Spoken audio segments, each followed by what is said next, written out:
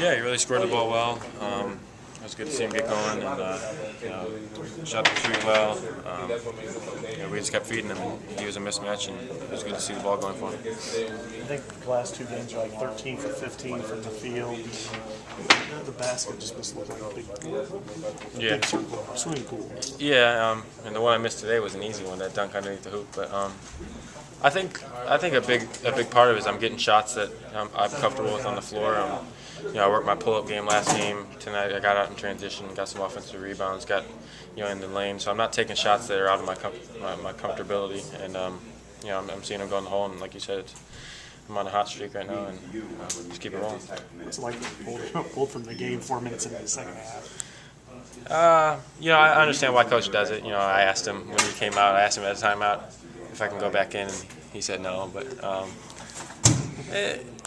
we're up that much, and you don't want to run it up anymore. You don't want to. I know where he's coming from, but I'm looking forward to the games where I get to play a little bit more. I think there was a point there, like a few minutes after he sent you all to the bench. Devin by himself still had more points than them. Yeah, that was crazy. I did see that. He had 27.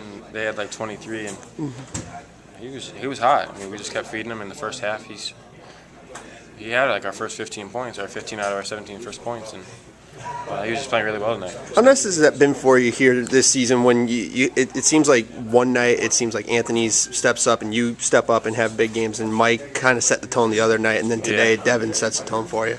Just kind of have that across. Yeah, I guess it just depends on any given night. Me personally, I'm just trying to be consistent and score in the ways I score and play solid defense and rebound the basketball. And the scoring, it kind of just depends on a night.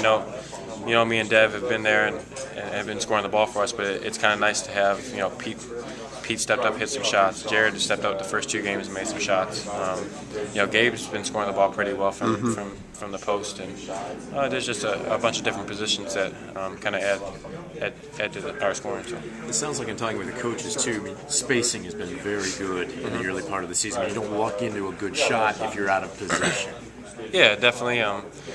And I think you could see that in our three-point shooting numbers.